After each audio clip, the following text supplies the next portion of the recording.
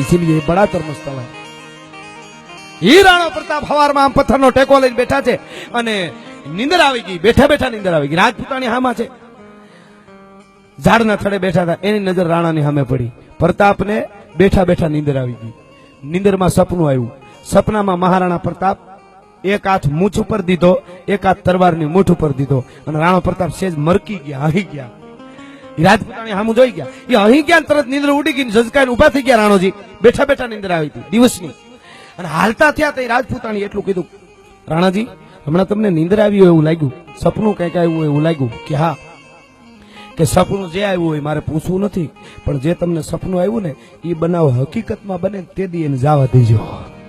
આટલું જ કીધું રાજપૂતાણી। રાણોજી ઘૂમરી ખાઈ ગયા। રાજપૂતાણીને ખબર કેમ પડી મને હું સપનું આવ્યું, પણ પૂછવું નહીં, વયા ગયા। 6 મહિના એ વાત ઉપર ગયા, હકીકતમાં બનાવ બન્યો, સપનું આવ્યું હતું। મહારાણા પ્રતાપ ચેતકની માથે સવાર થઈને નીકળે છે વગડામાં। સામેથી અકબર બાદશાહ શિકાર કરવા માટે નીકળેલો ને એના સાથીઓથી જુદો પડી ગયો, ને હારે શિકારી દહક કૂતર્યા અને ઘોડા ઉપર એક અકબર બાદશાહ આવે, રાણાવલીની ગાડી ભેળા થયા। રાણો તો ભીલના વહેમાં હતા, એને અકબર ન ઓળખો, અકબર રાણો અકબરને ઓળખી ગયો, રાણાને અકબર ન ઓળખો। રાણાએ વિચાર કર્યો કે એ એકલો હું એકલો, આજ હિસાબ ચૂકતે કરી દો કરીને તરવારની મૂઠ ઉપર આમ હાથ દીધો। તા રાણાને યાદ આવ્યું, રાજપૂતાણીએ કીધું છે કે આ સપનું આવ્યું એ બનાવ હકીકતમાં બને તે દી એને જવા દેજો। યાદ આવી ગયું, એ સપનું આવ્યું હતું તે દી। આ રાજપૂતાઈ છે, આને અર્ધાંગના કહેવાય, અડધો અડધ ખાય એને અર્ધાંગના ન કહેવાય। રાણાએ વિચાર કર્યો કે આજ ન રહેવા દો, પણ તાત યાદ આવી ગયું, રાજપૂતાણીએ કીધું કે હકીકતમાં સપનું આવ્યું બના બને તે દી એને જવા દેજો, એટલે તરત મુઠ્ઠી પરથી હાથ લઈ લીધો। અકબર બાદશાહ आवाज किया, ओ जवान इधर आओ, मैं बादशाह हूं, मैं जलाल हूं, दिल्ली का बादशाह हूं, अकबर हूं, रास्ता भटक गया हूं, मेरे साथियों से बिछड़ गया, मुझे रास्ता बताओ, इधर आओ। राणा प्रतापे डगला दीधा। खोटी बात तो ई છે સાહેબ, રાજપૂત કોને કહેવાય, છત્રી કોને કહેવાય? જે રાજપૂતના બધાય રસ્તા બંધ કર્યા હતા અકબરે, ઈ અકબરને રાણો રસ્તો બતાવવા જતો તો આને ક્ષમા કહેવાય, ભલા માણસ, આને ક્ષત્રિય કહેવાય। નત ક્ષિતિ ઇતઃ ક્ષાત્ર અને નત ક્ષિતિજ ઇતઃ ક્ષાત્ર। હમણાં એક ડાયલોગ આવ્યો છે, ક્ષત્રિયો બધા ખાસ યાદ આ નોંધ લેજો। 2 વર્ષ કે 3 વર્ષથી આ કદાચ ફિલ્મ અમિતાભ બચ્ચનનો ડાયલોગ હતો કે મેં જહાં ખડા રહું લાઈન વહાં સે શરૂ હોતી, એવું કંઈક છે ને, આપે સાંભળ્યું? હવે સાંભળો, ક્ષત્રિયો ખાસ, ક્ષત્રિયોમાં બધા આવો તમે, ક્ષત્રિયોમાં અગ્રાહી આવે, કાઠી આવે, આયર આવે।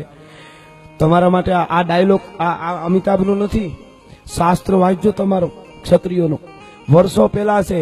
નત ક્ષતિ ઇત ક્ષાત્ર અને નત ક્ષિતિજ ઇત ક્ષાત્ર। રાજપૂત જ્યાં ઉભો રહે ને ત્યાંથી એના હિમાડા સારું થાય, એના હિમાડા ક્યાંય પૂરા ન થાય, ભલા માણસ। આ તો વર્ષો પહેલા લખાઈ ગયું છે સાહેબ, તમે જોવો તો, પણ તમે સાંભળો તો, તમારે સનેડા સાંભળો હોય તો તમને આ ખ્યાલ નહીં રહ્યો પછી કાંઈ હાવ।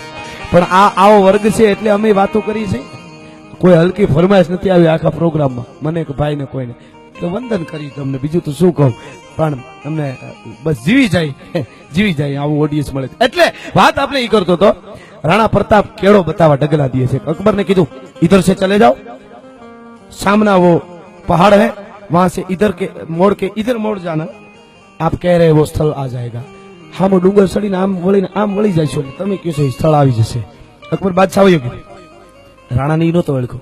રાણોજી પાસે આવ્યા, પોતાનો પરિવાર હતો ને પહાડમાં આવી, રાજપૂતાણીને એટલું કીધું, રાજપૂતાણી 6 મહિના પહેલા મને સપનું આવ્યું હતું, ઈ બનાવ આજ હકીકતમાં બની ગયો, ઈ એકલો હતો, હું એકલો હતો, પણ મેં એને જવા દીધો।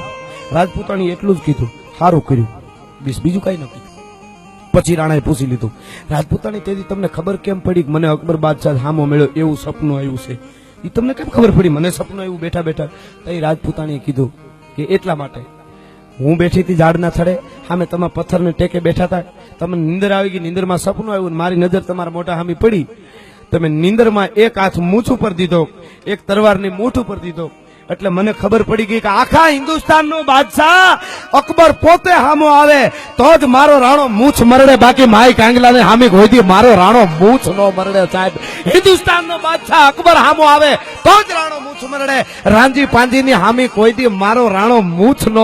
આને રાજપૂતાણી કહેવાય સાહેબ।